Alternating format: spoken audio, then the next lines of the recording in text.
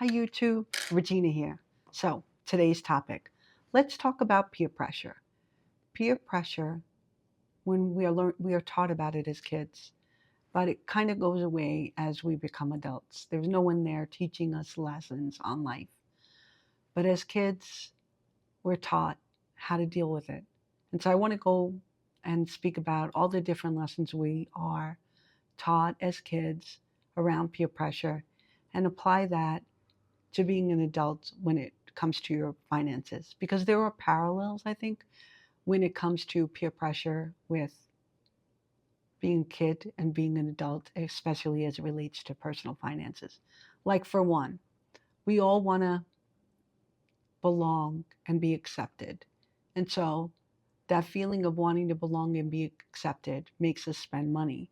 And so everyone wants to fit in. And so when kids make decisions or that goes against what their gut is telling them, it's sometimes it's based on that need to want to fit in. And it's the same thing for adults. When we are spending out of whack, sometimes it is because we want to fit in. And the next thing that makes us spend money is, which everybody knows the acronym FOMO, fear of missing out. When you're a kid, it's really horrible to be the only kid that might not be invited to a party or doesn't have the exact school bag. I think this year was a school bag with a nice little design. Last year it might have been the Stanley Cup. But there's always something that the kids feel like if they don't have it, they're not going to fit in.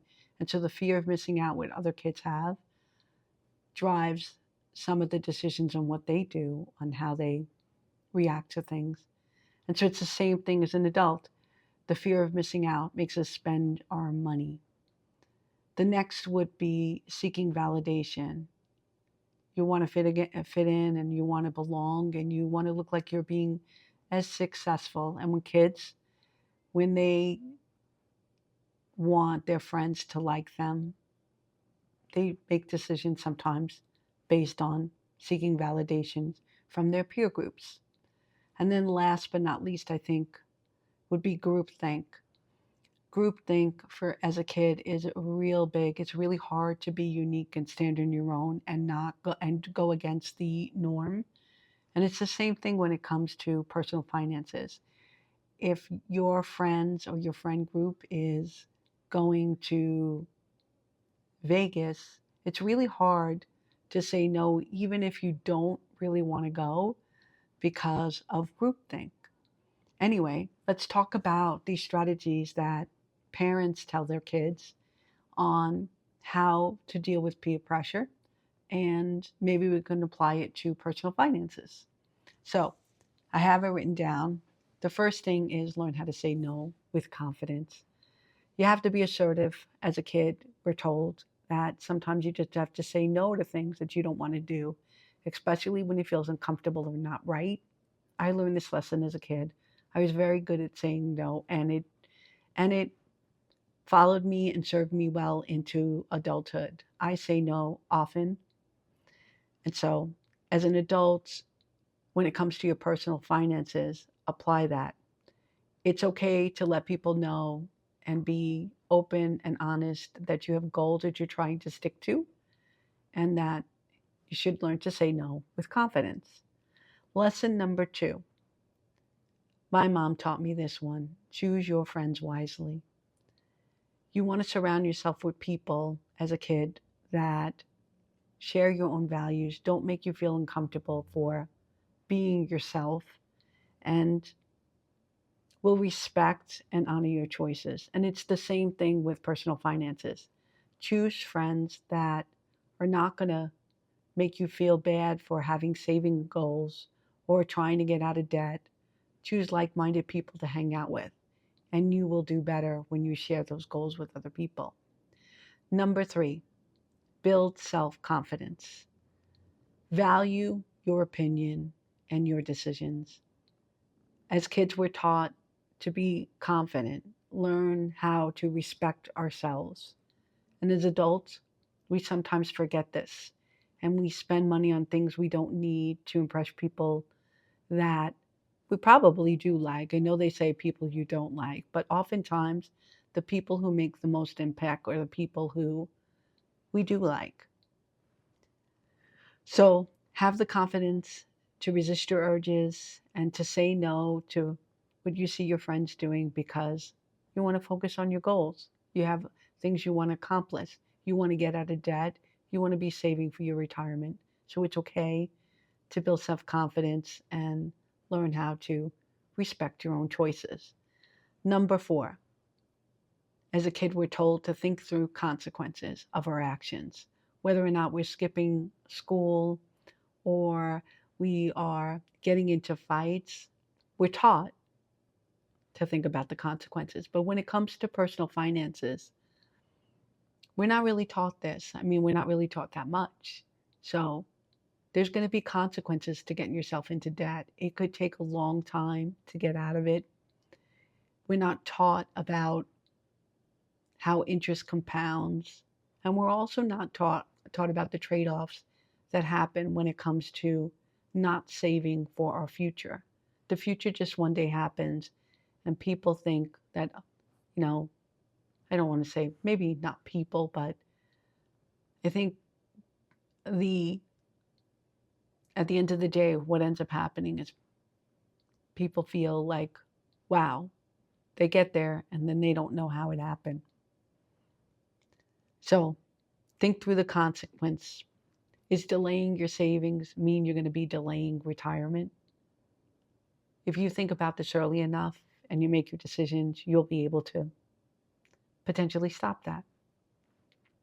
Number 5, practice saying no. We actually went through role plays when I was a kid. Practice saying no to drugs. How do you say it? No thanks. No, not today. My stomach, maybe not today. I actually said no to a lot of different things, but couldn't. I probably said yes to other things too, but none of them that would be detrimental to me. But you practice and you anticipate situations that you might put yourself in as a kid that you could say no to. And you got to do that as an adult as well. You have to learn how to say no. Maybe it is you're being invited to go on vacation and you have to say, no, I'm sorry, I can't do that. I actually am trying to pay down my debt right now. So I'm going to have to say, I'm going to have to pass on that this time. 6, understand that not everyone is in the same situation. As kids, we're told this. Not everyone, although it may look like everyone is off doing bad things or things that they shouldn't be doing too early in life, we're taught as kids that not everyone is doing it, regardless of what it might seem. And it's the same thing when it comes to money. Understand that the perceived behavior is maybe is not exactly what is going on. Just because it looks like everyone is spending money and everyone is in debt, it doesn't mean that that's really true. I actually really I question a lot of the statistics out there. I wonder if the statistics are really so high that most people don't even have $400 for an emergency. That just seems kind of odd to me.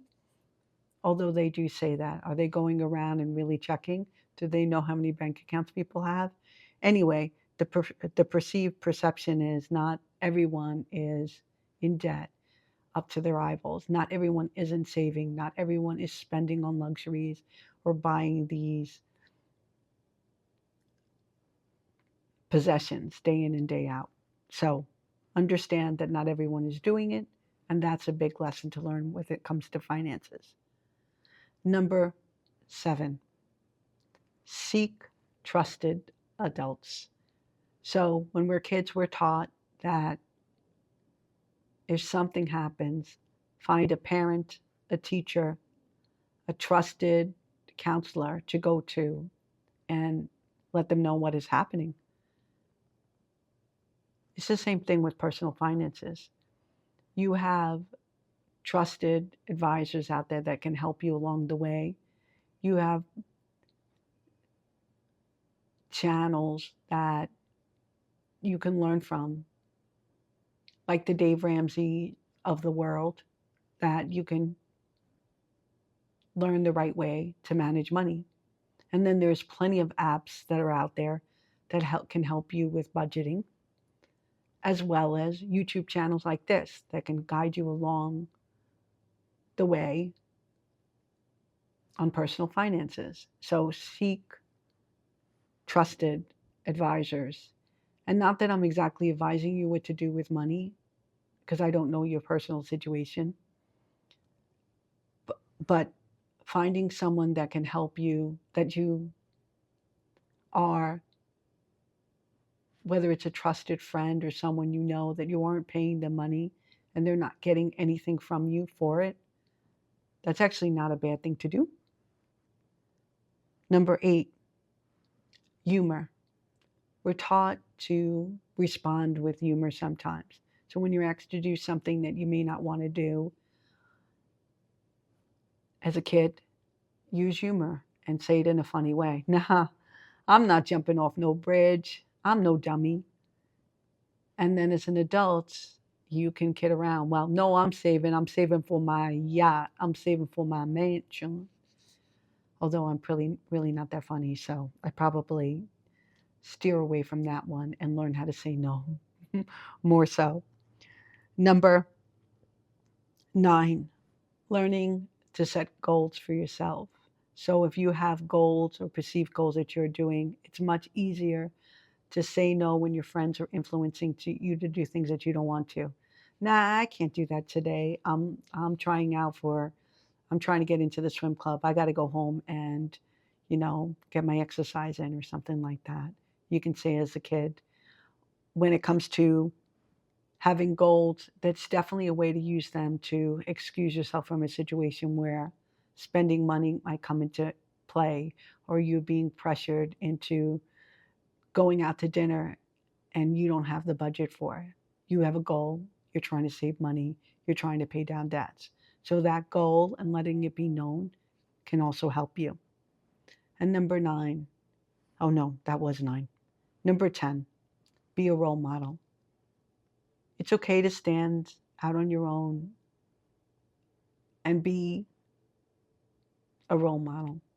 Just because other kids are pushing a kid around or making fun of someone doesn't mean that you have to.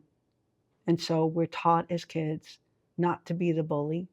We're taught as kids to stand up for ourselves and for others. And it's the same thing when it comes to personal finances. So if someone doesn't have the money to go out, look for ways to enjoy time together and do things together that doesn't require money, and be the role model so that other people can learn. Now let's not go out to dinner. Maybe we should have dinner at home and do a potluck. Or maybe we can find a fun activity. Looks like that there's a band playing, or there's a free event that you find out and you can spend time with people without being pressured into spending money, because there's tons of free things to do out there. Anyway, I hope that you're not being pressured into spending money, but chances are you are. Family, friends, coworkers, people on social media all the time, things that come into your email box, advertisements that you see everywhere. We're constantly being influenced into spending money, but pressured is a little bit stronger. And so maybe just use some of the lessons that you learned as a kid to try to push off peer pressure a little bit. Well, this is Regina from Simply Fundamental. I hope you hit like and you subscribe. And yeah, I'll catch you on the next one. Take care.